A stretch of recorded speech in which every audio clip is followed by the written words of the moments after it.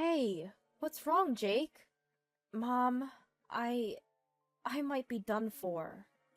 Our son Jake was hanging his head at the entrance as soon as he got home. My husband and I were shocked by the scene. We decided to take him to the living room and ask what was going on. He seemed to come alone today. I wondered where his wife Laura was. But the reason Laura was absent became clear when we heard his story. After a while, Jake regained his composure. My husband and I waited for Jake to speak. Sorry for coming home so suddenly. I just can't take it anymore. What happened? And Jake, have you lost some weight? Yeah. He was always thin, but now he looked sickly thin. It wasn't normal. Then Jake revealed the reason behind it. Actually, it's because of Laura. Laura? What happened? Right now, she's taking most of my salary.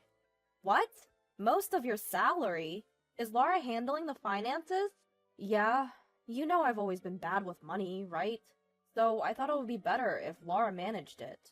But recently, the money she's been giving me has been decreasing, and I can't afford lunch. Then she said she's been saving money because the electricity bill was high this month, and that she had to use the money to repair the vacuum cleaner. I couldn't stand it anymore and complained, but she said it's my fault for not earning enough. I see. Jake, you're pathetic. So you're saying you've been doing whatever Laura tells you? If you're the man of the house, you need to take control. If not, the situation might get worse. I know. What my husband said was true. If you just follow your wife's orders, it can lead to misery. Although it might be harsh for Jake, who's mentally weak right now, he has to understand it. Jake seemed to understand as he was silently nodding. Then Jake told us something else. Remember you said I looked thinner? It might be because I've been surviving on instant noodles for all 3 meals. You can't eat only instant noodles. No matter how convenient it is, you need to get proper nutrition. But all I'm given is instant noodles. It seems like Jake has been given only a small amount of money for the last month, and has been provided only with instant noodles for lunch. Ever since Laura suggested they needed to save money, Jake has been putting up with it. Of course, he tried to object, but the fact is that he was the one who asked Laura to manage the finances. It might be difficult for him to complain, given those circumstances. But, considering the situation, he can't dwell on that right now. Anyway, you're staying with us tonight. I'll give you a proper meal and even pack a lunch for work tomorrow. Thank you, Mom. With a sigh of relief, Jake, with tears streaming down his face, thanked me. Apparently, he told Laura he'd be staying at his parents' home for a while. In hindsight, it would have been better if he had confronted her about the difficulties of their current living situation. But given Jake's mental state, that was all he could say to her. It was my first time seeing Jake so broken down. I can't even begin to imagine the amount of stress he must have been under. After that, he ended up staying at home for a while, and due to his poor health, he had to take a leave of absence from work. When Jake took this leave, I learned that he had recently been going to the hospital. He said it was due to stress, so the hospital had advised him to take some time off. However, Jake had a fear of what she might do to him if he took a break from work, so he had continued working out of habit, which resulted in his current state. During Jake's leave of absence, he was living on disability. At least being at home meant he could save on meals, which he said would be a big help. But what's more important is that we still need to do something about Laura. However, there is something I'm worried about. If I get involved, it could potentially make things worse. Maybe they can resolve it by themselves. For a moment, the thought crossed my mind that it might not be good for me to intervene. But I quickly dismissed such thoughts. Jake was desperate enough to come to me in such a state, and it's not a situation where I could afford to hesitate. I should do what I can for Jake. Just then, I received a call from Laura. Hello, Laura? It's been a while, hasn't it, Isabella? Jake's there with you, isn't he? Could you tell him to come home? I'm sorry, but I can't do that. Why not? Jake is trying to abandon his duties as a husband, you know? Are you really okay with that? I don't think it's a matter of me being okay with it or not. If I just send him back, I don't think it will solve anything fundamentally. How about we set up a meeting to talk about this in the near future? And not just with me, but with your parents as well, so we could all sit down and discuss this. Oh, is that so? I see. So, you're not planning on sending Jake back, are you? Understood. I have some ideas too then. We'll talk again soon. With that, Laura hung up the phone. She has some ideas. That phrase stuck with me. What could Laura possibly be planning? Several anxiety-filled days passed. Then, one weekend, my husband Jake and I were relaxing when the doorbell rang. I thought it was the mail or something and checked the intercom monitor. I couldn't believe my eyes. There were Laura and her parents. What should I do? Luckily, Jake hasn't noticed yet. Maybe I can dodge the situation and pretend we're not home. That's what I was thinking. But then I heard, "What's wrong, Jake?" My husband called Jake, and when I looked over, Jake was shaking with his phone in his hand. I then looked at the phone Jake was holding, and there the screen displayed Laura with an incoming call. Jake seemed to be having a reflex of rejection. He couldn't answer the phone. So with Jake's permission, I answered the call. Hello? Oh? Why are you answering the phone? Jake is not feeling well today, so I picked up the phone for him. I see. In that case, I'm worried. So please, let us visit while we have our discussion. We're outside your house right now. I'm sorry. We're actually out at the moment. That's strange. If Jake's phone is there, but you're not home, how does that work? I'm not used to lying, and my lie was easily exposed. Isabella, there's no need to be so cautious. My parents and I are here to have a discussion with you. As she spoke, my husband moved towards the door. It won't help running away from this situation. Might as well settle it now, my curt husband said, opening the front door and welcoming Laura and her parents into our house. Their faces as they entered lacked any hint of a smile. In fact, it seemed as if they were glaring at us. We apologize for the sudden visit. We just heard something from our daughter and thought we should join the conversation. It was probably about something I'd said to Laura the other day. I had suggested we should have a discussion involving both our sets of parents. I hadn't expected them to come unannounced, though. In the tense atmosphere, the discussion began. We explained that Jake had asked Laura to manage their money, but due to her excessive frugality, he had suffered health issues and had not been provided with adequate meals. We also told them that he was currently under medical treatment. However, it seemed that Laura and her parents were convinced by this fact. That's all about Jake's situation. Is there anything you'd like to say? Laura's mother chimed in.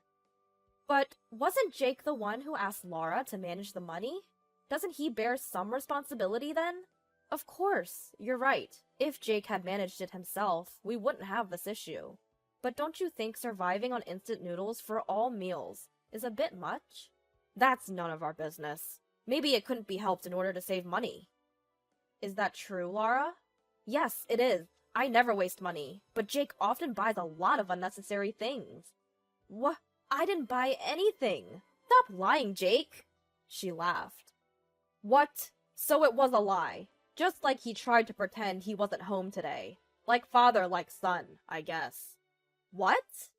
Before we knew it, instead of a discussion, it had turned into a situation where Jake and I were being cornered.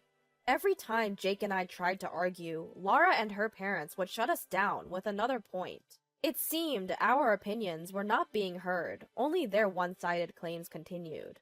Just then, my usually quiet husband, who had been silent until now, slammed the table. At the sound and his sudden action, everyone jumped in surprise. Can I say something? Laura, are you and your parents trying to say that it's all Jake's fault?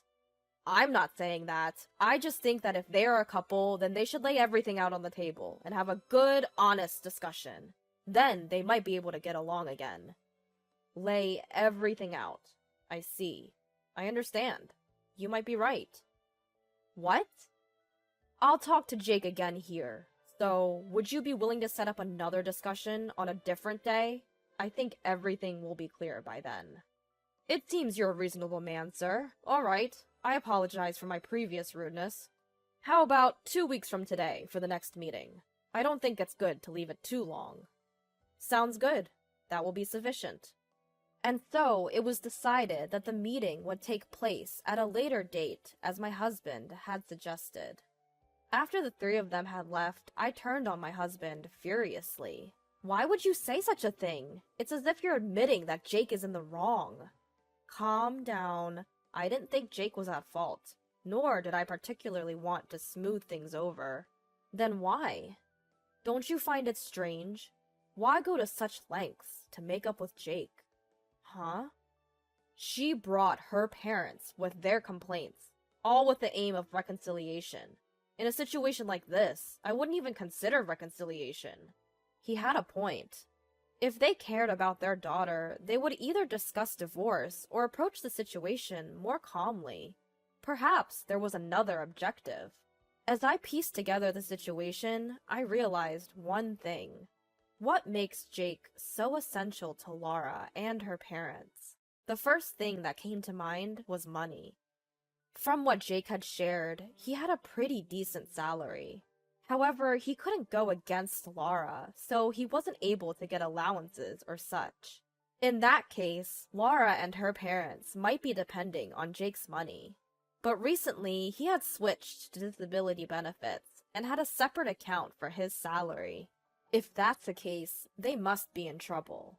Perhaps they made contact because they wanted Jake to come home quickly and secure his salary. After discussing with my husband, we reached that conclusion and immediately told Jake. Jake, if this continues, you'll be drained by that family. I think it's better to make a decision before that happens. I'm sorry, but this is something only you can decide. So think it over carefully. I understand. It was a hard decision, but Jake also had to move forward. Making decisions for oneself is crucial. About a week later, Jake came to a conclusion. Mom, Dad, I'm getting a divorce. My husband and I embraced Jake, honoring his decision and the courage it took. It wasn't an easy thing to do. He must have thought about various things. Whether this is the right decision or not, we don't know, but we will understand as we continue to live. At least, I thought it was a good decision. Then, we started helping Jake prepare for the divorce. We had to push the meeting back a little because it didn't seem like we would make it in 2 weeks. So, we told Laura's family. They made some snide remarks, but knowing that this relationship would soon be over made it bearable. Once everything was ready, we sat and waited for their call. Then, Laura and her father came to our house right away. What's this all about? I didn't hear anything about a divorce mediation. So, this is why you wanted to postpone the meeting. What a joke. Let me tell you, I'm not attending any of this mediation. My daughter will never get a divorce. Laura and her father were furious. It was a natural reaction since they thought there would be no divorce. But the wheels were already in motion. There was no stopping it now. Please, calm down, both of you. Our decision to divorce will not change. Please, leave now. You! Could you please stop? Besides, didn't you say you were going to lay everything out in the open? You're hiding something from us, aren't you? Like how you're taking Jake's money through your daughter. What are you talking about? Stop the poor excuses. We have all the information. It was a bit costly, but we had a detective investigate you. You quit your job last year, didn't you? You're living a pretty comfortable life, aren't you? Taking it easy with a job and living on Jake's money. You have your retirement savings, and there's no problem as long as you keep leeching off Jake. I'm sorry. Then my husband lost his temper. What good does apologizing do now? You've been using the money Jake earned through hard work for your leisure. There's no way I'd ever accept your apology. Laura, you too. If you wanted to help your father after he quit his job, why didn't you use your own money? Using someone else's money for that. Are you some kind of fraudster? Uh, um... Just get out. I don't want to breathe the same air as you for even a moment. Uh, just get lost! With my husband's roar, Laura and her father quickly left. At that moment, it became clear that my husband was the angriest about this whole matter. And so, this incident came to a close. In the mediation that followed, we hired a lawyer and successfully got the divorce. Although not for the full amount, some repayment obligation was established, and Laura's family was ordered to pay. After the divorce was finalized, Laura and her father immediately started looking for full-time jobs. Due to his age, it seems like he is having a hard time finding work. Laura is balancing a day job and a night job, literally working without a break. Since then, Jake's condition has improved and he's returned to work. I was torn about how much I should help this time, but I now think it was good that I did. I want my child to be healthy after all. I don't know what the future holds, but I want Jake to know that he always has two allies.